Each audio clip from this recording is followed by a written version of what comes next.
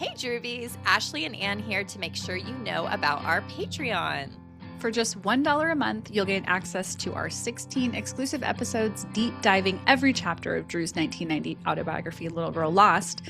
And currently, we're working our way through coverage of her 2015 book, Wildflower. We also share scans of full magazine features and rare photos and content from our massive Drew Barrymore archive. Plus, we snail mail Drew magazine goodies to those members at the $5 level, for those of you who also like collecting and paper like we do. Yeah. As independent podcasters, we truly appreciate the support and can't wait for you to join us. Patreon.com/HowDoYouDrew.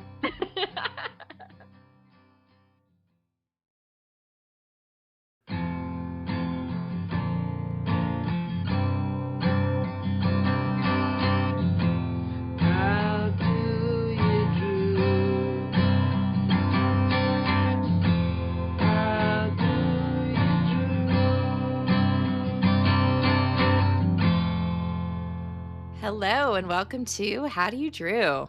This is a Drew Barrymore podcast brought to you by the fans, friends, and historians behind the Drewseum.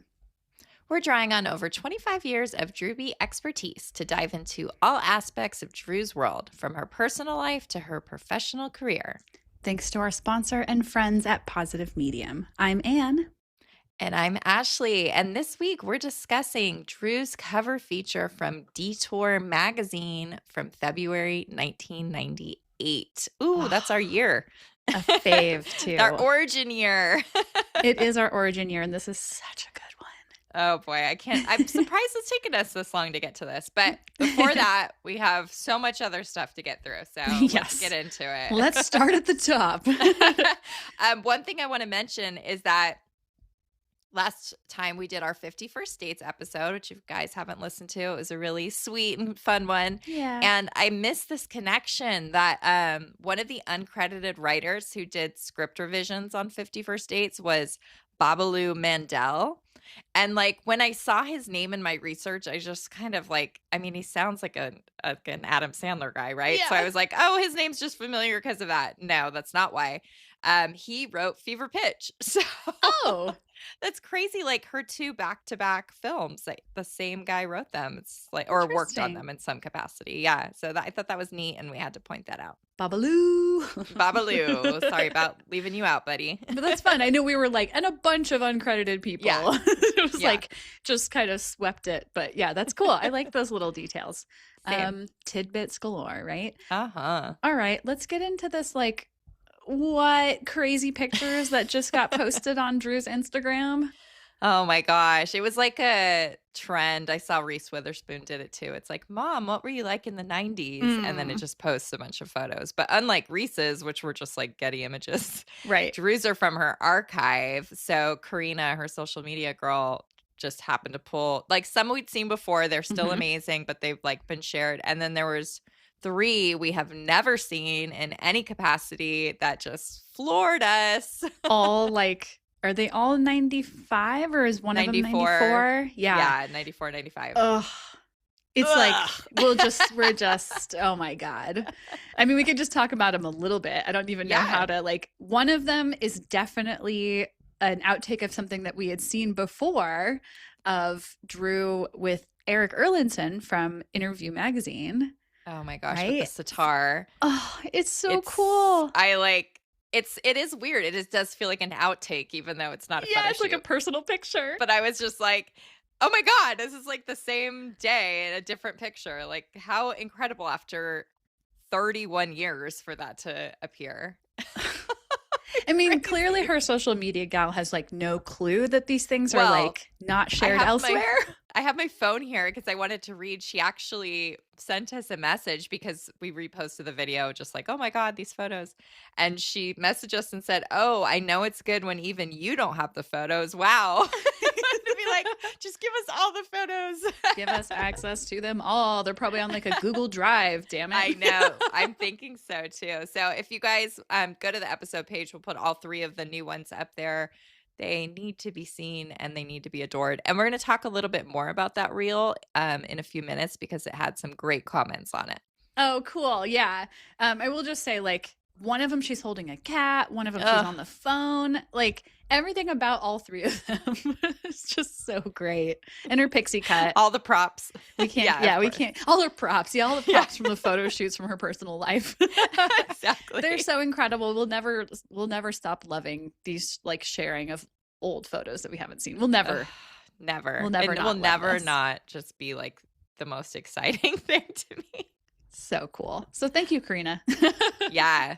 For sharing things that you don't even know are cool. How could you know? Okay. How do we even move on from that? We've got so much other cool stuff to talk about. Okay, so let's just say with our Patreon guys, hopefully you're already members there, but if you're not, what the hell? Hello and thanks to our new member, Sam. So hi, Sam. Yeah, Sam, thank you so much. We have already released our second chapter of Wildflower. It's out on the Patreon now. So go over there and join us. Patreon.com/HowDoYouDrew. Okay, should we get into what Drew has proclaimed her love for recently? I love love. All right. These are like nice long ones. Like fun. None of these are simple. Okay. Drew loves a Neil Diamond. He's the guy who does Sweet Caroline, right? I think I always so. think of her in Fever Pitch. Speaking of Fever Pitch, she loves a honey maple ham. Okay. Being in charge of her own destiny. Love that. Yeah, that's definitely a lifelong theme for her. She loves problem solving. Mm-hmm. What heated rivalry is doing for the world. I have yet to watch it. Have you watched it? I have been inducted into the club thanks to my girlfriends, and it was really fun. You would like it. I'm sure I would. She loves transforming old objects into something new. Okay. Kiki Palmer. Okay. The name Roxy. Okay. Being an open book. Oh, so her. Billy Bob Thornton. William Robert Thornton. Sorry, Jared and I have been doing that lately because we're watching Fargo, the show. Anyway. I like it. She loves mint chocolate chip. Okay. And finally, corn dogs. All right. I like a veggie corn dog. Makes me think of Hot Dog on a Stick from Full Throttle. All right, let's go into our mailbag and see what we got in there. You've got mail. This is a comment on Spotify from the user Soft Dress, and I know that user also follows us on Instagram. So hi to you, and thanks for this comment.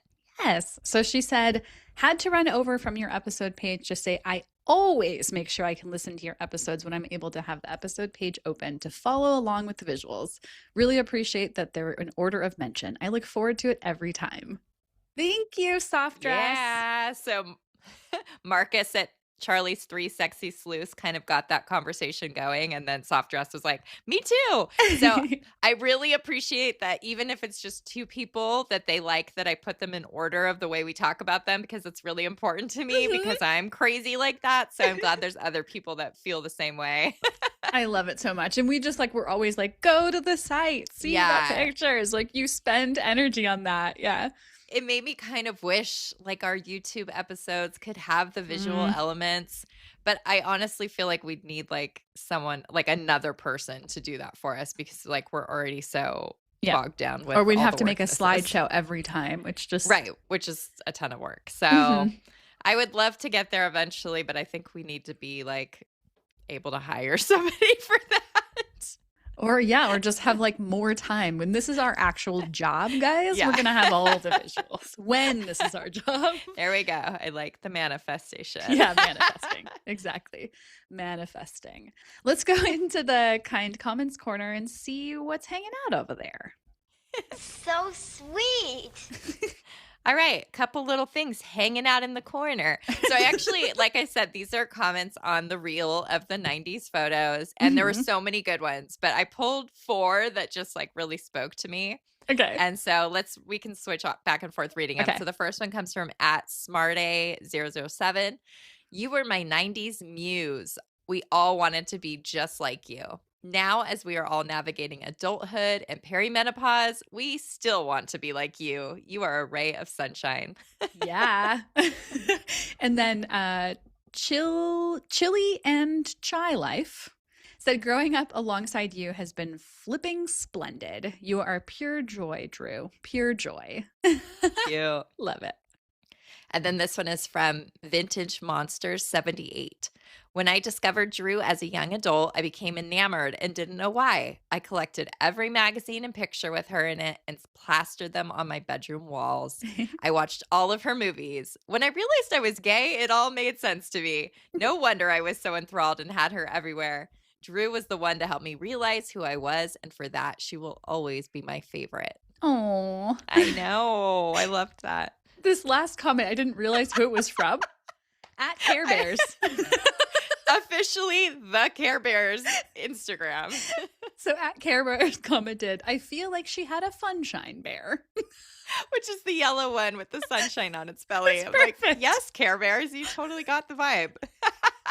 I love that Care Bears responded. These are all great. I mean, I love, multiple times sunshine is mentioned. Of course it is. Of course. Of course it is. Okay, so let's go back in time and see what happened this week in Drew history. Okay, March 3rd, 2008. This was kind of a big deal, and I feel like it doesn't get talked about very much. Mm-hmm. Drew appeared on the Oprah Winfrey Show and announced that she was personally donating $1 million to the World Food Program. So pretty awesome. This was a charity that she'd been involved with since 2005 when she traveled to Africa to experience their work. And she was named officially an ambassador against hunger for them in 2007. Mm-hmm. Here's a quote. She said on the Oprah show, I have seen with my own eyes what a difference a simple cup of nutritious porridge can make in a child's life. It helps them learn, stay healthy, and sets them on track for a bright future. I'm able to make this incredible donation. This has changed my life, but I encourage everyone to give. Like, so cool. If you guys were around in those days, like she really was really involved with this charity. And we even donated a few remember when they did that thing? It was called The Wall, and when you made a donation, your face went on this virtual wall. We did one of those. I don't think we have any screenshots, but the whole red cup, fill the red cup, yeah, it was a whole thing. Multiple times for years. I feel around her birthday we'd be we made a donation in your honor. Yeah. And one of the times we went to see her in person, we put everyone's names on a card, right? Yeah, she loved that so much. Everyone who contributed to our donation to WFP. That was really fun. That was really neat. We'll have to share a photo of her with the card. Oh, yeah. I took some pictures of her holding it. Yeah, they're so pretty. Oh, yeah, you took those. That's right. Oh, my God. I was thinking Chris Miller did because he took the one of us with her. Yeah. Oh, my goodness. Also on Oprah, Cameron Diaz called into the show as a surprise to let Drew know how proud she was of her for donating the money and informing people about the cause. And then Justin Long was with her in the audience, and he said she's the most compassionate person I've ever met. So sweet. Aww. We get she had one of those giant checks that she actually signed, which is really cute. And also that same day, she went to the Chicago Mercantile Exchange with the WFP's executive director, Josette Sheeran, to further promote the foundation. So it's just a really cool thing. It was a really big deal when she did this. And then it no one ever talks about it anymore. I don't know. Right. I felt when I realized it was on this date, I was oh, we gotta bring attention. Yeah, we gotta mention this. It was a whole era of Drew and the World Food Program. Totally. So cool. That's so cool. Good pull. Okay, let's talk about what's new with Drew. Here we go with the news, everybody. Okay, it's a little dated now because we're only releasing episodes every 2 weeks. But Drew made a surprise appearance, a cameo, if you will, on The Tonight Show during so they had Mr. Beast there, and they were doing the Box of Lies game that they do. And he was describing to Jimmy Fallon what was behind him. And what was behind him was Drew skiing with Sasquatch. It's so cute. So good. It's so cute. So cute. Yeah, and I love that he's just a very famous actress is behind you. And apparently, he didn't even know that Drew and Jimmy were close. Mr. Beast commented on the post and said I had no idea that they were really good friends. I'm very curious how this was arranged. Me too. Probably Chris. Oh, of course. Of course. Yeah. I'm sure Chris had a lot Chris to do Miller. with it. Yeah. So like, if you guys don't know who we're talking about, Chris Miller was like Drew's production partner for a really long time at Flower Films. And now he's the showrunner at Tonight Show. I bet you're right. Yeah. Because that's pretty like, fun. of course. It's so fun. Her like bright pink jacket. She looked adorable. She looks so cute. Yeah. If you guys missed this, we will share a link to the YouTube where that is available to watch. Yes, very fun. We also have to mention that there is an upcoming cameo in Drew's ex-sister-in-law Jill Kargman's movie.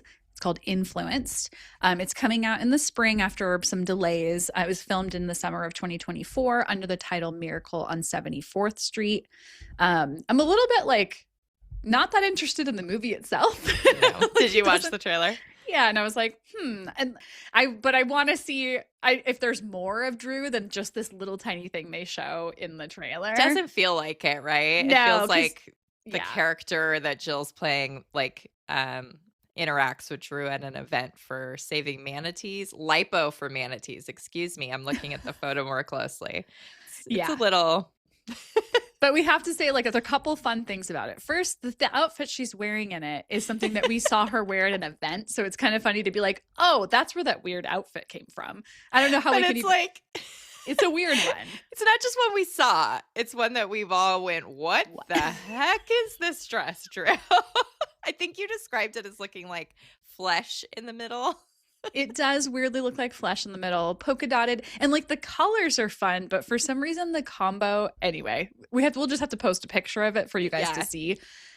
Also, we spotted Olive, Drew's daughter, in the trailer for this. Super surprised to see her. So surprising. I'm like jaw dropped. I was like, what? Like rewind. Was that Olive? And it definitely is. So, definitely.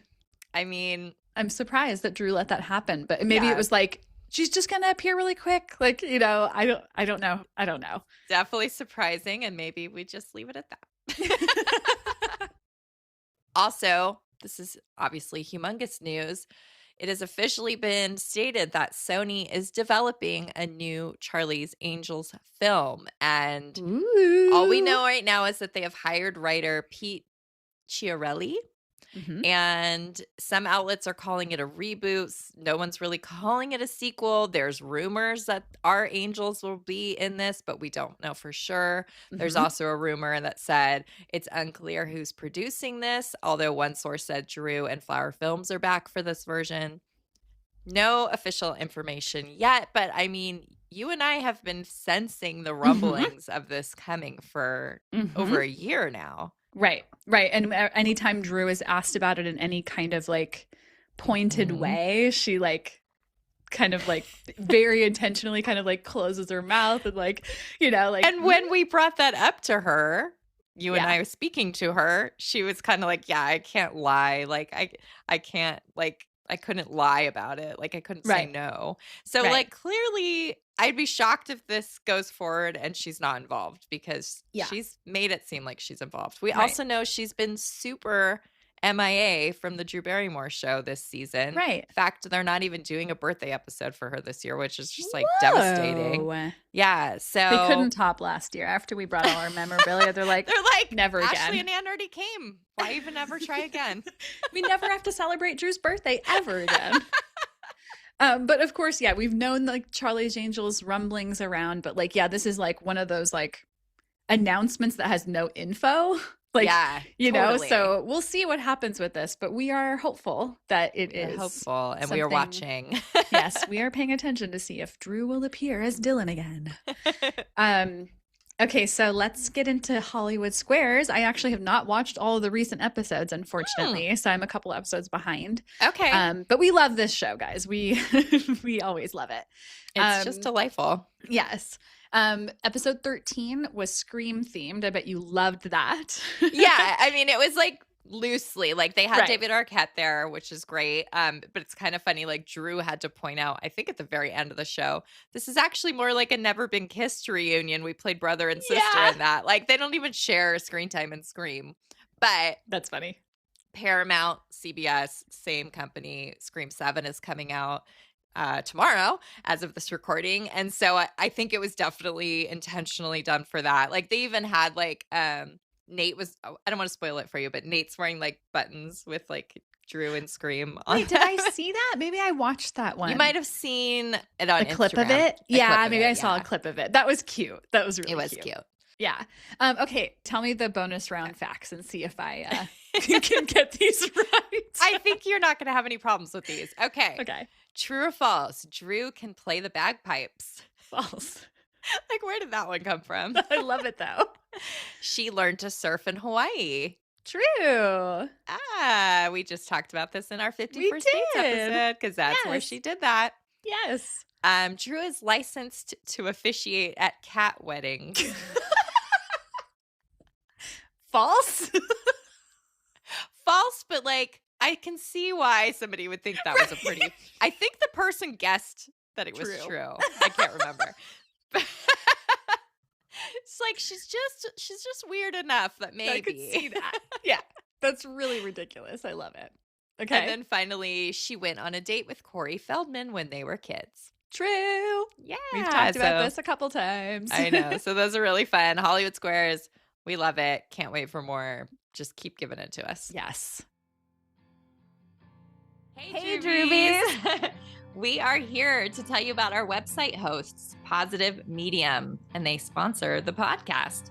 We've been clients of theirs for over 10 years, and we use them for all our website needs on thedrewsium.com. Their services include customized web design, professional coding, search engine optimization and marketing, plus hosting, which has been huge for us for many years.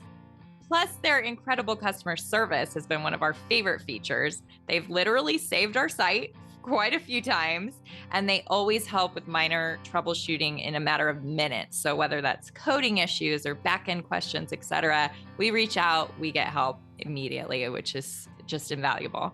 Lucky you. To our listeners, Positive Medium is offering 25% off any managed WordPress hosting plan using our promo code DREW. That's DREW. Visit our friends over at positivemedium.com. Thank you. Okay, are we really ready to get into Detour February 1998?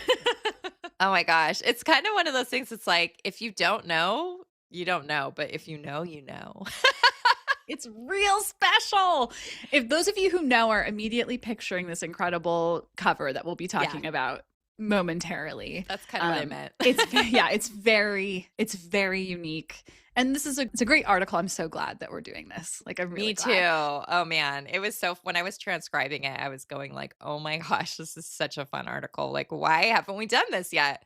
I'm sure it's just going to feel that way. Like she's done so much stuff that we get like, oh my God, I forgot how fun this was. Like, True. Just yet again, we're surprised. Even though we know it, we're surprised. We have to remind you that as Patreon members, you can receive PDFs of like the full size scans that Ashley just recently made, some new lovely scans. Also, the scans on the website have been freshened up, but they're also like much smaller than the ones you get to see as a Patreon member. And these are just like incredible. Yeah. And not only are you getting the photos on Patreon, you're going to get the full article. So like, it's literally as if you were flipping through the magazine. And for someone like our wonderful friend, Brian, who just told me he never got this magazine. Oh, I know. So he's really excited about seeing it. So. Oh, that's cool. Hi, Brian. We love you. We do. We love you, Brian. We're happy to be of service to you. Always. Help you get access to the Drew stuff. Anything you want. So we talked about how fun the article is. It's done by Zev Borow. I want to note that he seems to have just fallen for Drew when he was doing this. Like, it's very funny. It's very relatable, but he just feels like he's got such a crush. And so it's really cute. He's like a TV writer. I was trying to find if there was any way we could contact him, and I couldn't find like any direct access. But yeah, he's still around doing stuff. So that's really cool. Love it. The photos were taken by the iconic photographer, David LaChapelle. And this was their second shoot together. They also did UK premiere 1995. That might not sound familiar off the top of your head. As soon as you see the pictures, you would absolutely recognize them. They've been printed in hundreds of magazines, it feels like. There's like Drew with the grapefruit and the little waitress outfit. I feel like that one gets used a lot. Drew is the crazy bride cutting up the wedding cake. You guys know these pictures. So it's he's always very colorful, very unique, and that is no different with this shoot. Right. Absolutely. It's like his style is so distinct. Yeah. Did they work together again, or is it only those 2 times? I think it's only those 2. Yeah. Wild. Which is crazy. I'm like, oh, imagine what else they could create together. Man. Yeah. So good. The hair was done by David Mallet and the makeup by Thierry Maudoui. Both French-based, which the reason that there are French hair and makeup people is that the photo shoot and the article were all done in France. We'll explain a little bit more later. The styling was done by Greg Faye and Justin Laurie. And just want to quickly note that there's really special kind of unique headpieces that Drew wears in all these photos. And those were done by Sarah Harmony for Alexander McQueen. I did reach out to her, but didn't get a response. There was a very similar Alex McQueen headpiece in the spring 1998 fashion show. In fact, I think we both thought it was the same headpiece, but I looked at it from a few angles, and it's not the exact same one. But I bet Sarah probably did that one too. Yeah, probably so. Okay. Are we ready to get into these incredible photos? I mean, this is going to be one of those things where, like, I'm not going to be able to do it justice. We can't. Yeah. So you have to see them. So make sure that you're either, like, watching along, or hopefully you've got the image in your mind if you're a fan that's been around. We're giving you homework. You have to go look at these, you guys. Especially, like, if you're here as a newer fan or a casual fan of Drew, you might be shocked by how, like, different these are for her. They don't look like anything else she's ever done. Well, a little bit of Harper's Bazaar 1996. I always thought there was a couple similarities, but other than that, they're very unique. Actually, I do want to say regarding that, because I'll just say right now she's wearing a black wig in a lot of these, and I don't know if I had a confusion, but I can only imagine that the first time I saw them, I probably was like, when are these from? Yeah. Because it's confusing. Absolutely. They could be from 1996 without a doubt. Straight up. Okay. The photo shoot was done in the Dordogne, France, while Drew was filming Ever After. So that kind of places us in the time and the place. The shoot was done at kind of like a castle called the Chateau du Baynac. So we just figured this out. I think we were like, I don't know, talking last week, and I don't even know. Was I like, can we figure out where this was? I don't know how it came up. Yeah, and I was like, why didn't I try that? Yeah. Did you do a reverse Google image search? Yeah, and it immediately identified where it was, and then we like found the photos that really like confirmed it wasn't just stupid Google AI guessing it was that. It was that. It's so cool. I know. I do want to have clarity. This is not the location that was ever used for Ever After. Different chateaus in the same exact area were used, but this one is unique to this photo shoot. Yes. It's so cool. Let's just get into the 3 setups. We'll get into the photos a little bit, but again, go look at them on the Museum. Look them up. You have to. So one of the setups, she has, I like how you describe it this way, an alienish outfit. So it's like a tight-fitting black like leotard, basically like latex. Yeah, and it's like tight fitting on her body, and then it's got like a pattern on the front that makes it look like alien. Is like a really kind of perfect description. Thank you. The cover of the magazine and one photo inside are from this same setup. I also didn't like realize until we were doing this that like the photos are in a very like organized manner the way they are in the article. We're like, yeah, because the second photo is actually, if you remember, you open the cover and it flaps out, and that's where that second photo is. I forgot that. Yeah, so it's even more so like connected. Yeah. It said she was wearing black wigs in these. This one's like a blunt like bob, basically with bangs. It's also like interesting to see her with like bangs. Like that's not really like, you know, so good. so I've good. always thought that this cover image is like the best look at the color of her eyes that you'll ever get. Like I don't know if it was like very enhanced or not. Like it almost looks like she has sunflowers in her eyes. They're so amazing looking. So definitely zoom in and look at those if you're on the Patreon. Before we move in, I'll say a couple more things. So in the picture that's like the full body one, there's a couple of things I love. I love how like the the outfit has like a pointed thing on her foot. So like it points near her ankle. I think that looks really cool. And she's barefoot and we can see her moon tattoo on her toe. And it looks very dark. I mean, I guess it was fairly new at that time. It was maybe So 4 years weird. old. That's weird to think about. So weird. And I'll just like to go back to the cover for a second. It's super close up on her face. She's wearing one of the incredible headdresses that we mentioned earlier by Sarah Harmarni, or however you say her name. So cool, like so unique, so cool. Can we even do it justice? Can you imagine seeing this on stands with like no warning? No. And the crazy thing is, so when I said at the top of the show that this is like our origin year, Anne and I became fans right at this time, but it was early days. Like we wouldn't have known about something like this unless we had come upon it. Detour, It was probably like in Borders bookstore, I would imagine, but like we would have had to know, and we just missed this one, and we both had to get it later. It's like right before I was really, really paying attention anyway. Like it's like right before. And I don't remember when I got it, but I know it's something that like since the first time I saw it has been like, oh. It's so cool. Yeah, so let's talk about a little bit more about the pictures again. I'll stop saying go look at the pictures, but go look at the pictures. The next set in the magazine, she is like standing in front of the chateau, sort of like on this like rocky area in the front, and wearing a curly wig, like curly black wig, and this like white cape. So cool. I will say I feel like the closer up one kind of reminds me of those like Kevin Aucoin like makeup pictures. Yeah, her makeup looks almost like silent film star or something. It's very intense. And the cape was actually done by the makeup artist, which is so random. That says that in the credits. But yeah, these are very dramatic. I'm sure that the like lightning bolt behind her in one of them was probably inserted digitally, I have to imagine, unless they got really lucky. It has to be. But they're very moody, like very atmospheric, these ones. Yes, totally. And then the last setup is on top of the chateau, which we found a match of this spot. I was like intent to find it because I was like, this is so unique. Cool. Overlooking the Dordogne River, and she's wearing like a shiny grayish lavender dress that's like kind of got like slatted parts through it, and another like really cool headpiece that is like draped over the curly hair again. Gloves in a lot of these photos, like opera length gloves that are so cool.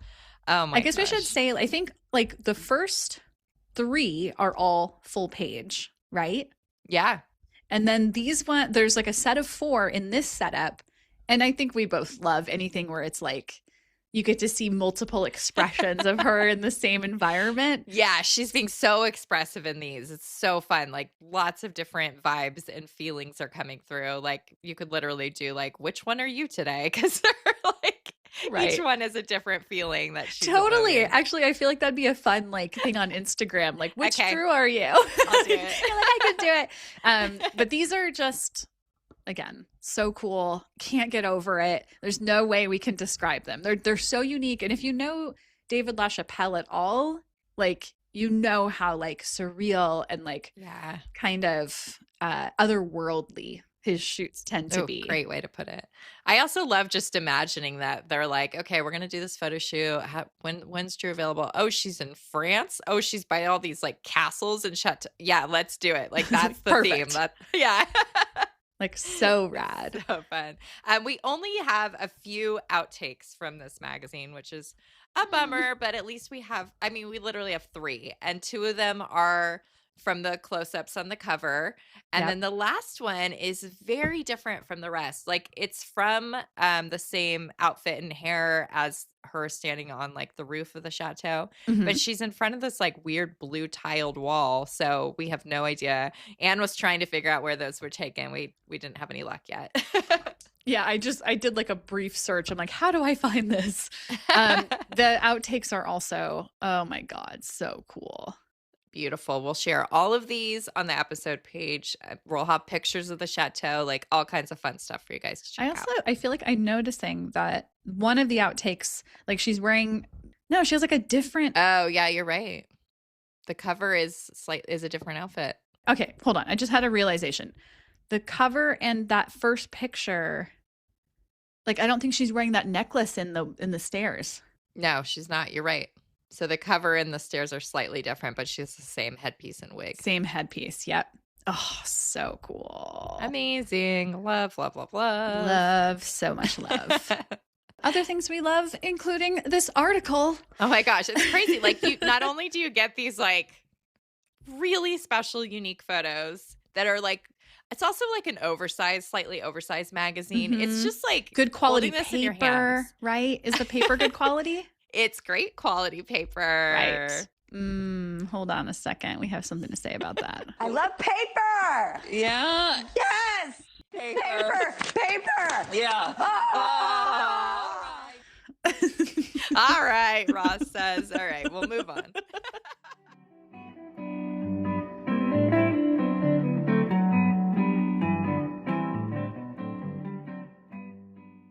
Okay, so let's dive into this article. We both love the way this starts so much. It's so sweet. Oh my gosh. So the article opens up like right away with a full page, like glowing description of Drew's dog Flossie and like Flossie's coolness. And it goes on and on. We've got one quote, but it's so fun. You got to like also read this whole article. It's so great. He said about Flossie, he said she positively oozes a type of overwhelming coolness. Friendly and animated and cute and kickback and smart and goofy and poised and slick all at the same time. Flossie. Right. And if you haven't heard our pets episode, which we did like a redux of that. So listen to one of our pets episodes. I think we might even read more of this page in that one because it's just so good. Probably. The author said that Flossie's coolness is a testament to Drew's character, which I'm sure having Drew as a mom, like, come on. And also it's kind of wild. She's only had Flossie for like 2 years at this point. Like, that's oh my God, weird. not even, because this is 97. Oh, wow. So like a year. That's so weird. And also I wonder, did she only bring Flossie to France? Yeah, where was Templeton? Right. No mention of Templeton. Well, remember Templeton was sometimes like at obedience school and being a little naughty. That's right.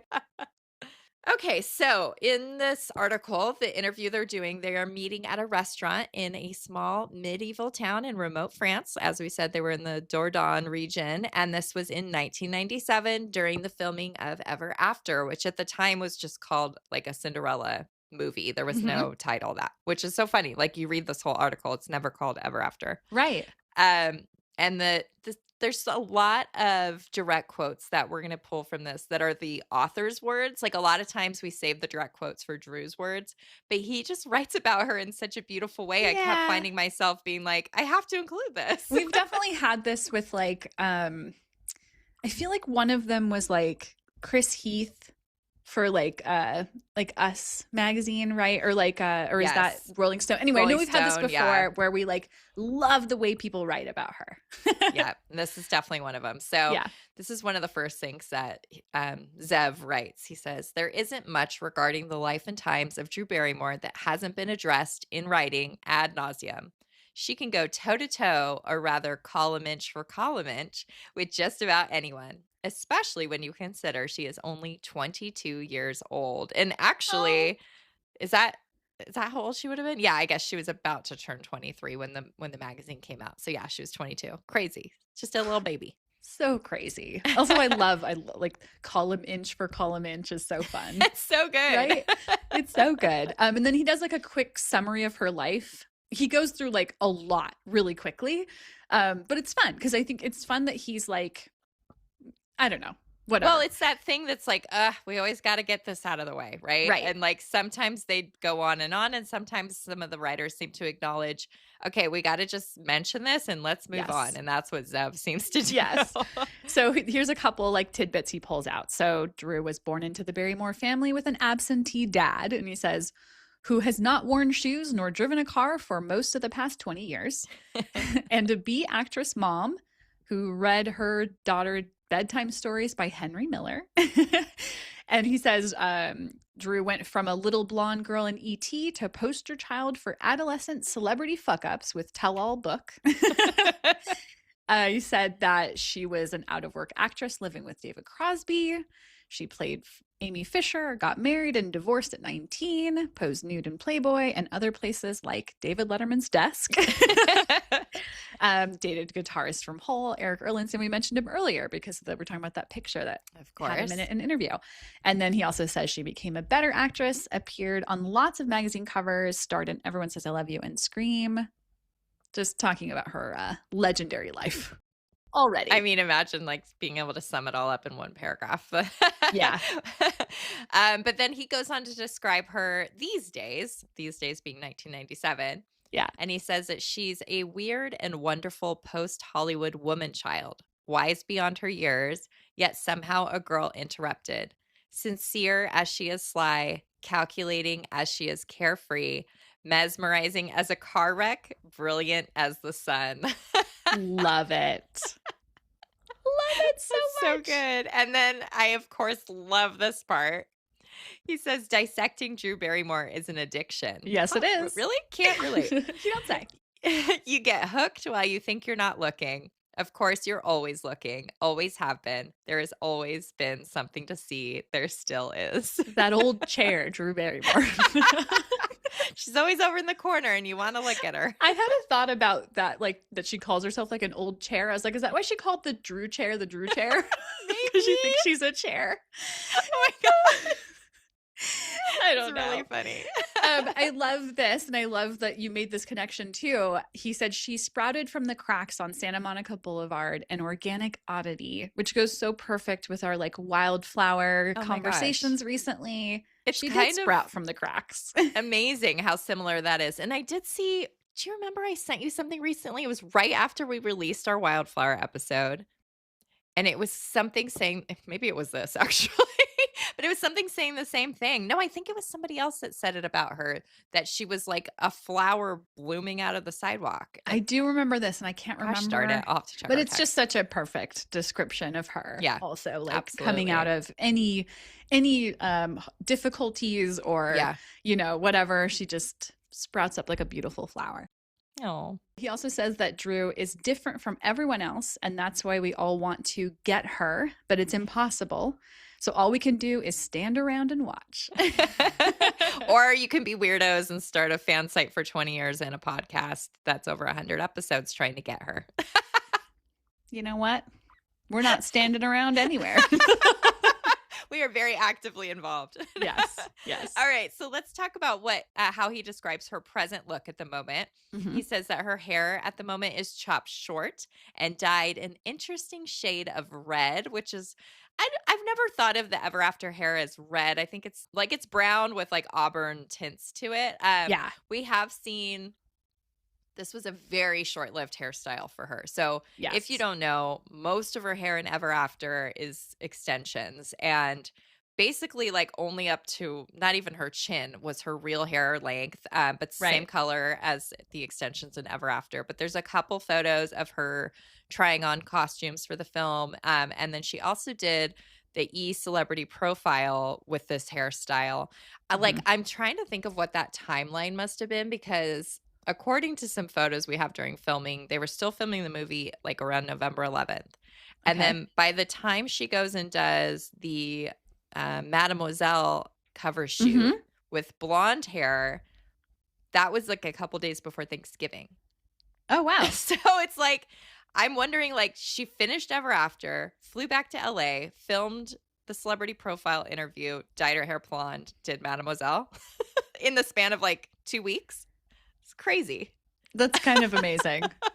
I really miss the days where charting her hair helped you know when things were. I've been trying to sort some like recent photos, recent being from like 2017 to now, earlier today. And I was just like, I had no idea when anything was taken. It was so much more difficult. That's so hard. Yeah, we can like identify anything up to like a certain point. I feel like exactly. To like 2009, I feel like anything after like that, I'd be like 2010's good. We could do that. And then you're right. And then it's like, because 2010 had the ombre hair. That's a lot of time. It's like 16 years we are like, I know you said 2017, but I feel like there's like even longer where it's I like, agree. Oh, Drew. Okay. Okay, back to her Zev in look. France. So he also describes that she's wearing deep purple corduroys, an old black sweatshirt, and almost no makeup. She's super tiny in person, which we've always commented on, and her eyes actually sparkle. So this is where I'm starting to be like, oh, Zev likes her. Also, we love descriptions of what she's wearing so Always. much. I'm like, I love corduroys. I can't picture any deep purple corduroys that like we've seen her pictured in, but I love it. Love it so much. You mentioned that they're at a restaurant. So they're at a pizza restaurant in Sarlat. He said it's a town that's frozen in time with windy cobblestone streets and old churches. Sounds so rad. Then he mentions how she's there to film Cinderella, quote unquote, Ever After with Angelica Houston for 20th Century Fox. He describes that they're drinking red wine.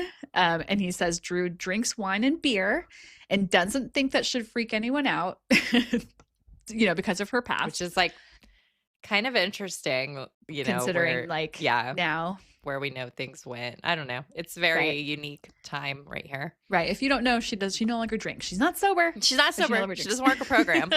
Yes. He also described that Drew has her first cigarette in 8 days. And she said, I'm going to have one now. You know why? Because it feels good. As a smoker, I can agree. Sorry. I know.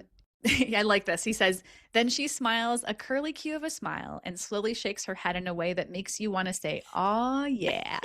And it occurs to you, or rather to me, that Drew Barrymore was probably once a pretty fun girl to get drunk with.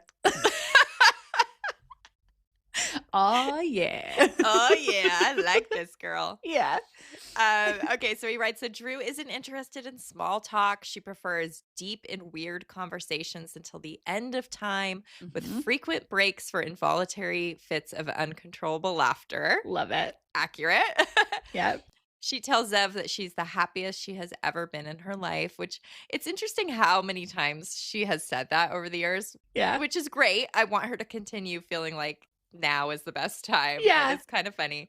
And then here's a really nice quote from Drew. She says, with every line that draws itself on my face, I'm not only happier and laughing more, but I've learned things about love, about acting, about being a woman, about how to take care of myself physically. All the important things. Sometimes I smoke and drink. Sometimes I do nothing but indulge in the most pure ingredients and jog every day for weeks. But I'm not a workout in a gym type of girl. Get me in a gym and I'm like a naked stripper in Poland. What? Oh, it gets weirder. So then he sets it up. He's like, okay, next comes one of her frequent bizarre non sequiturs, aka, as you guys know, Drewisms. Yes. And she says, Barbie ice capades meets Norwegian heat death trap. No clue what that means, but I like it. And I'm sure that was just off the cuff. Oh, yeah. When she said of course. that. Yep. Perfect Drewism. Perfect Drewism. That's what she feels like if she's at a gym at this time. It's really good. Oh my God. And then he gushes about her giggle. Yet another reason to believe that he's just fallen for this girl. Yeah. He says, it's one of a fucking kind. It just bubbles out of her loudly. And if you spend any time with her, you'll hear it a lot. If she worked it, Drew's giggle could probably start a war. Zev, calm down. It is so cute. We love her laugh too, of course. Yes, we do. Of course. So Drew talks about how she is quixotic and romantic. The article mentions her slightly new relationship with Luke Wilson. They've been together for around a year or so at this time. Their start date of the relationship is very question dubious to us, very vague. It might overlap a little bit with some other relationships. It mentions how Drew first met Luke at a dinner at Tamara Davis's house when they were both cast in Best Men. We have talked about this quite a few times. It's funny how many times it's come up sort of recently. Since we started the podcast. Yeah. And then there's a quick little segue, a little sidebar mention of when Drew was living with Tamara Davis and her husband, Mike D, for a while as a teenager. Mike D of the Beastie Boys, in case you're wondering. And Drew says, I was 16 and I took off from the house where I was living with a laundry bag and stayed there. Tamara and Mike's home is filled with what I believe every child should grow up around: art and music and film and creativity and intelligence and inspiration. I loved living with them. Oh, That's so sweet. I didn't pull because I think it was the New York, what's that called? New York Magazine, the one that came out a couple years ago that was so amazing that we probably should cover. Yeah. The one that I was think- shot by Mark Seliger. Yeah. Yeah. I think in that one, I know Tamara gives, first of all, quotes about Drew and Luke meeting each other, but I think she also talks about how Mike D would be a little bit protective of Drew because sometimes she wouldn't come home, or she'd come home with a new tattoo, and they very much felt these kind of parental feelings towards her. Yeah. It's so sweet. Tamara, we want to talk to you so badly. Come on the podcast. Right. That would be so fun to have her on. And then Drew says that she and Luke have not lived together, but she could see herself marrying Luke, even though overall she doesn't think marriage has evolved such as life has. That's a frequent Drew quote. Yep. And then I love this because this goes so perfectly with 50 First Dates and why it was so meaningful to her. She says, I think what it's about is believing in someone and fighting for your relationship with them on a daily basis, which is exactly what she felt the theme of that movie was and why she wanted to do it so badly. And then the freaking Drew Barrymore show on their Instagram today. Did you see this? Yes. They posted something of her talking to an audience member about this. Yep. And the timing is so crazy. It's so funny how everything just rolls around. Yep. We always come back to the same sentiments, again, Drew's consistency. Yeah. Okay, then we get into some obligatory conversation about Drew's parents. Drew talks about how her dad lives on her property now. She talks about the home that she just bought, which was the home on Cherokee that she bought in July of 1997. And she talks about inviting her father to stay in the guest house. She said, I found this house and it's like magic, like a total hippie commune. It has really worked out for us. My father has done very hurtful things to me, but I'm 22 and I forgive him. He's always been an experimenter, and certain experiments have made him an ugly person at times. I'm just getting to know him now. Yes. And again, we were just talking about this too, because she was telling Bill Maher about how her dad lived in the tree house, is what they called it. Because Bill Maher owns that property now. If you guys don't know, it's really trippy. But yeah, Drew, this is the house that burnt down. So Drew was only there for, well, I guess 4 years, but it sounds like it was so special. I wish we had more photos of it. We hardly have anything. I know. Gosh. And then, of course, she talks about her mom, but very briefly. She said, same old, same old. We talk, but we don't talk. I've come to really appreciate what she's done for me and my life. She raised me, but we just don't get along. There's no poison there, though. It's fine. It's I read that. I was like, same old for real. For real. This could have been something she said yesterday. Yep. Totally. Nothing has changed. It's wild. She's like, I appreciate being alive and that I have this career. So thanks, Mom, but we don't need to be besties anymore. Yeah. So the article was being done to promote the release of The Wedding Singer, which came out that month, February 98. Mm-hmm. Drew said about it, I'm really psyched with it. It's just good romantic comedy, really fucking rich. And I really wanted to work with Adam Sandler, of course. He was this big hero of mine, and we had such a great time working together. He's a really good actor, too. In the previews, they show all the scenes that are really kind of Adam Sandler-ish, but he's really more than that in this movie. I liked that quote a lot. Which I know we talked about that. I think I'm sure that quote was in my head, but I know we talked about the moments in The Wedding Singer that they showed in the commercials where he's yelling, but how that's really not what he's like for the majority of the movie. Right. Right. But it was how trailers are cut is always this is what's going to attract people to the movie. I also love that they're talking about The Wedding Singer, promoting The Wedding Singer. Where we're just talking about 50 First Dates. Yeah. Do you think, I was having a thought recently, do you think sort of part of the way that Drew got in to meet with Adam was because Tamara Davis had just done Billy Madison? Oh, I've never thought about that. Yeah. It recently occurred to me. I was like, oh, that'd be interesting if Tamara kind of set that up. Because Drew was pounding down his door forever, it feels like. Right. I wouldn't be surprised. It'd be cool to confirm that. Yeah, I'd never thought about that, truly. Again, Tamara, we need to talk to you. Yes. The author comments that The Wedding Singer is continuing a new theme for Drew's work, which is no more fucked up Lolita type characters. Julia is like one of the most, like pure, like a little angel, lovely. Yes, and Drew talks about that character and how she felt about it, and I love that it's like, yeah. I guess we did talk about this. I think when we did Wedding Singer, that like realizing how big The Wedding Singer was for her career. Yeah, I mean, it's her first romantic comedy lead. It's crazy. Yeah. Drew says that she wants to do movies that are fun to see, and she's getting the best scripts of her career. She said, but the industry is like the ocean. It has its tidal waves and soft currents and undertows. Right now, for me, it's soft currents, and that's great.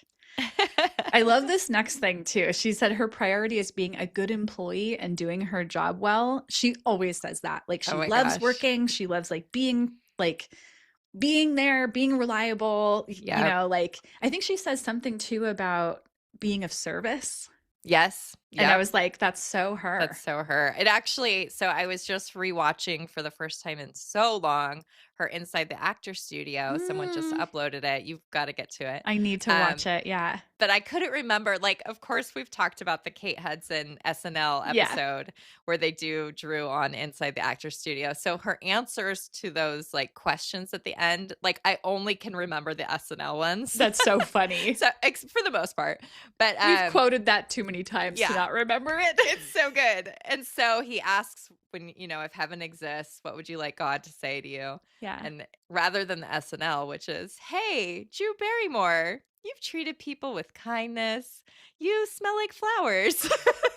Yeah. So that's what you think she would say. But what she actually says, which is why I'm bringing this up, she says, relax already. And I'm like, oh my gosh, because she just wants to work and do a good job and like beating herself up all the time. Like these things have never changed about her. Relax already. Oh, Drew. Okay, so this is an interesting part of the article. Oh, yeah. Where Zev is getting a little protective of his girl because he's talking about how like Drew is associated with sex in the public mind, which maybe that doesn't make sense to you guys now, but at this time, this is very much a thing. So he says how like when people that he knew found out that he had interviewed Drew, this is how he describes it. They get all snickery and winky and ask you things like, so did you two, hit it off? Suddenly it's all innuendo. And he's like saying how that's ridiculous. And he doubts that people do that about Claire Danes or Gwyneth Paltrow. And then he notes that there's more sweet than sexy to Drew in person. She's a messy eater and likes to talk about bodily functions that many people find embarrassing. And then he says, she does have a nearly overwhelming personality. And if she ever turned the sex charm on full blast in your direction, you, male or female, would probably start to stutter, but still, ... Like he's just like, why are you being like this about her? Which I definitely appreciated. It was cool. Like it's so, people wouldn't do that now about her. She's like rebranded herself. But at this time, like this is like right after, Playboy, Letterman, like like all that stuff. It's so fresh. And it's interesting because I feel like she really intentionally chose Ever After as this like reinvention of her image. Like a palate cleanser. And it like here she is filming it and it worked. Right. I love that he says like, I don't know if people would do this about like Claire Danes or Gwyneth Paltrow, because like those are like good examples of like people that you wouldn't immediately like think of Ooh, as would you have sex with her? Right, exactly. It's an interesting part of the article, but it's good to go into that because like she's trying to get away from that Lolita thing, Totally. So it's like as a woman coming out this way. So the following night, after they were out at the pizza parlor, they met in his hotel lobby late at night after the Ever After wrap party. I like that Drew said that she's like tired, but she wouldn't dare skip the party without looking like a bitch. Like she was worried that they would, yeah. Which by all reports, she was so great to the cast and crew of that film. Like got musical instruments for everybody and had like a Halloween party and got like better food than the catering, like she was supposed to be like so great. Like no one would ever think you were a bitch, Drew. I'm sure she's just like felt the pressure. She is the star. Of course she has to be there. And then we get into this really fun part where it's just like tidbit after tidbit. Tidbits galore. We need like a little jingle for that. Yeah, we do. Okay. So, first, she lists further and cantankerous as two of her favorite words and says she fucking loves words. Rub that dictionary on your body. Yes, exactly. She likes the androgyny of her name, but she says that her friends only call her Dee or Daisy. Love it.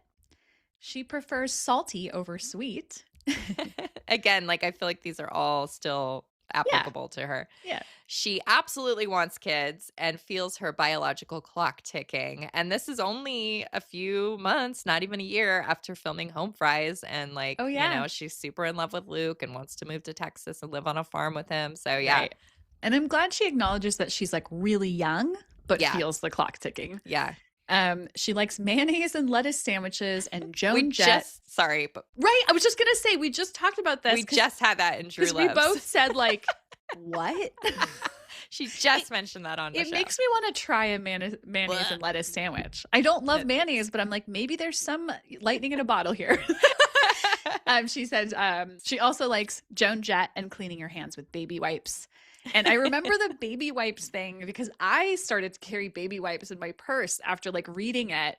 And I wrote this in a comment here, and you said that it's mentioned in Jane 97 as well. Yeah, I think she like cleans her feet with them, but it definitely made me go, oh, I want to start carrying baby wipes again. Because obviously when I have a diaper bag, they're always there and they're really helpful. Like they come in handy a lot.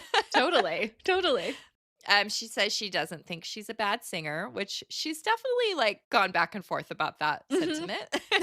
Totally. She said she loves cheerzing with drinking glasses and hates, quote, those half-assers who don't clink everyone's glass, unquote. So true. Half-assers. I love it. She considers herself a stain removal expert and prefers the product DD7. She even talks about when the commercial comes on, she gets really jazzed. So cute. She's a voracious reader and recently completed, she lists all these books. So she lists a Paul Bowles book and Gita Mehta's The River Sutra, some poetry by William Carlos Williams, The Alchemist, Joan Didion's Democracy, and some arcane Jewish philosophy. I love that she's like all over the place. And I'm thinking about the fact that she like was reading poetry on the boat with Kim Green. Oh yeah. I wonder if it was William Carlos Williams. No, I think she said it was. She said it was like. I think Kim in our interview with her said what she was reading. I can't remember what it was. That's so funny. So if you guys don't know, we interviewed Drew's makeup artist Kim Green, who worked on a lot of her projects, including Ever After. And she tells a really funny story about being on the river in a boat. And Kim was like rowing the boat and Drew was just reading poetry. And it was like the most Drew thing ever. Like literally in the Dordogne. Like it's at the same moment. I love it. I love that. She also considers herself spiritual, but not part of any organized religion. She loves Austin Powers. She thinks Sean Penn and Jennifer Jason Leigh are fucking amazing actors. She has definitely mentioned that many times before. And usually she cites their range, like how different they are in all of their projects. Yep. She doesn't like the expression kicking a dead horse. She said, like, I don't want to be involved in kicking a horse ever, especially not dead. It's just like, what? She has a production company called Flower Films, and they have a deal with Fox, as we know. So they were kind of like quietly, silently sort of producing Ever After. With Scream, Wedding Singer, Ever After, they were learning the ropes. Yes. And like that's why she's very involved in that movie, but she doesn't technically have a production credit. Yes. She talks about the previous summer in 1996 that she drove cross country and she describes it as a pink RV, which when we look at the pictures that we have, it's not pink on the exterior. But you noted maybe on the interior? Maybe. That'd be so cool. Do I have that sound about the car? Oh, yes. Oh, my God. I forgot. What's that? Oh, it's the RV, Dougie. It's the magic car. Woo, woo. Home away from home.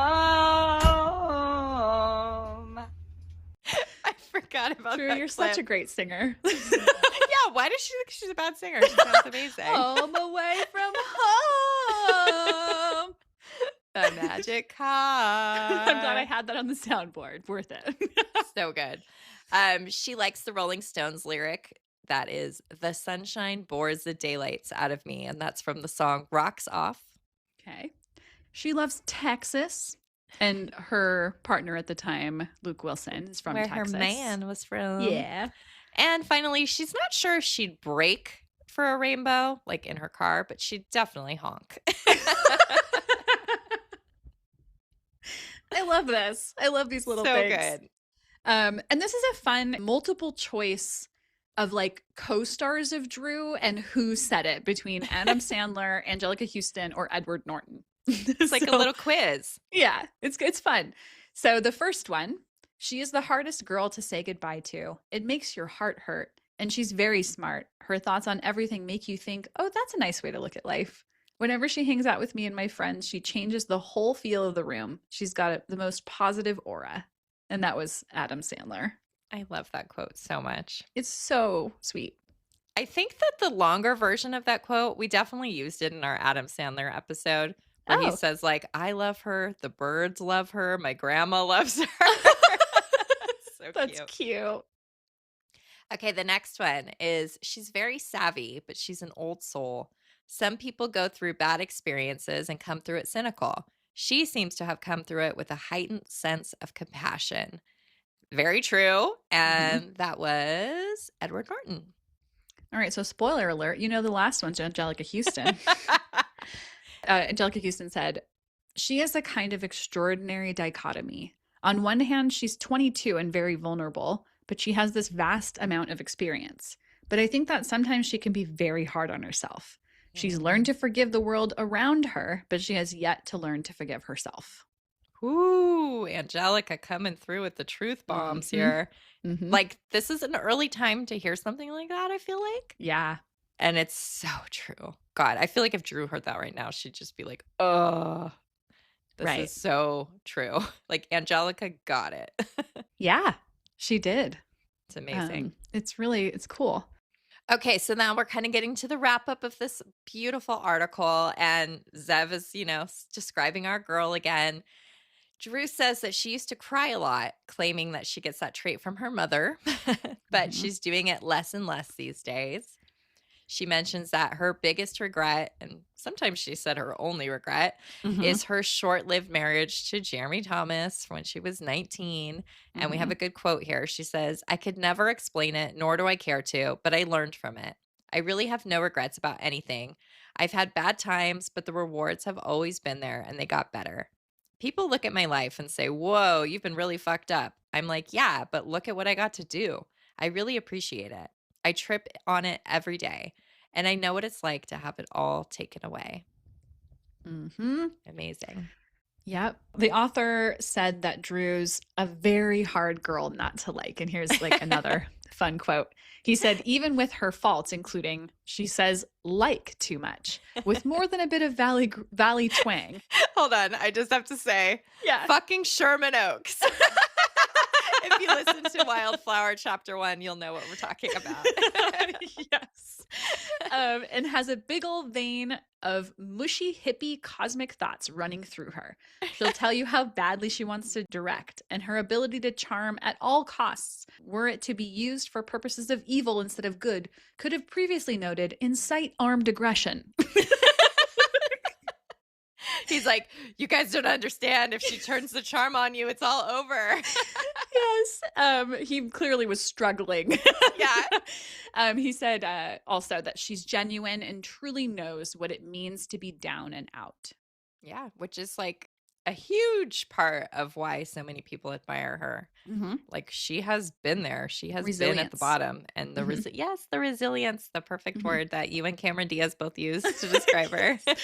Damn it, Cameron, I wanted to use that. So it wraps up.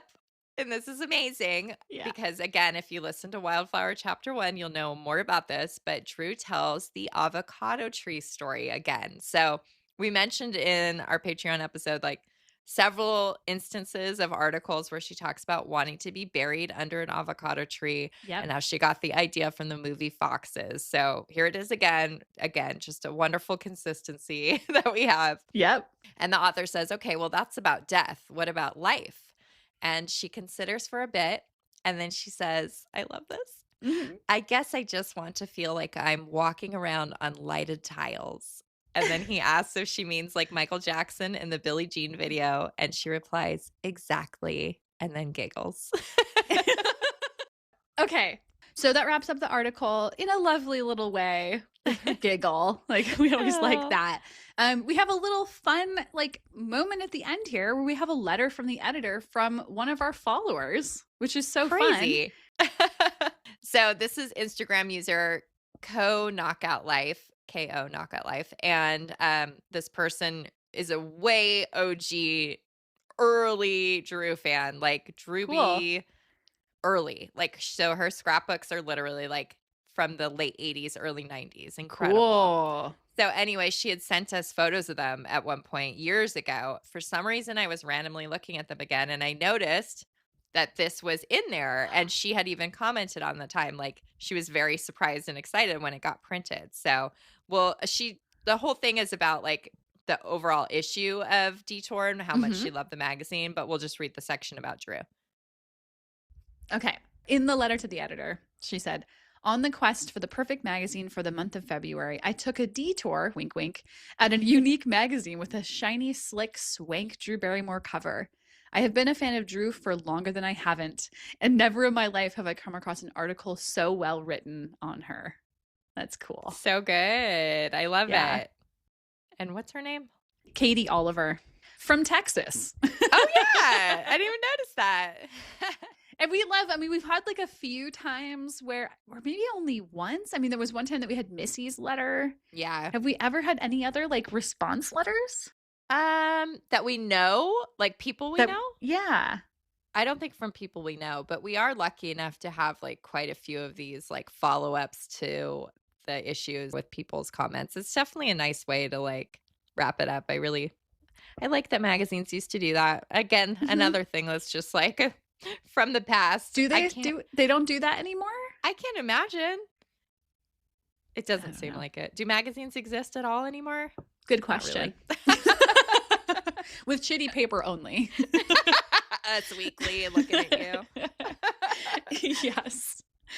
Oh gosh. All right. So thanks you guys. Hopefully you enjoyed this like look back if you remember this magazine, and if it was a new one to you, like amazingly Brian, I hope you loved it. Like I hope it was as exciting for you as it was for us. So thank you for listening. We'd appreciate if you could do ratings or reviews, or you could subscribe wherever you're listening. You can leave comments on episodes on Spotify and on YouTube. We just love engagement, and we always will reply. We're very approachable. And then you can follow us on Instagram at HowDoYouDrewPod, and you can tell us which of the 4 emotions that Drew's evoking you're feeling today when I post that.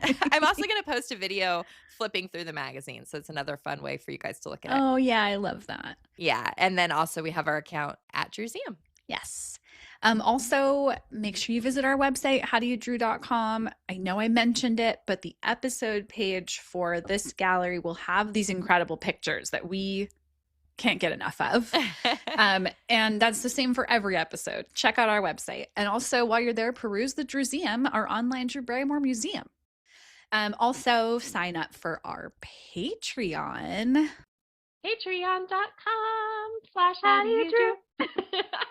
Yep, go get the full scans, guys. You can go through this page by page. Yes, and also you can't miss our like wildflower coverage that's going on over there either.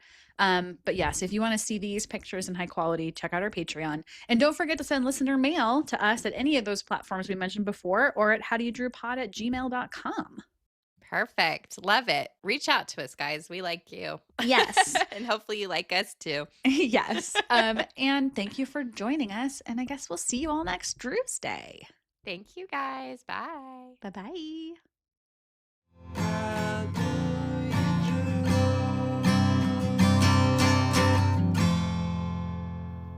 This episode of the How Do You Drew podcast was researched and produced by Ashley and Ann from thedrewseum.com with help from our sponsor, Positive Medium.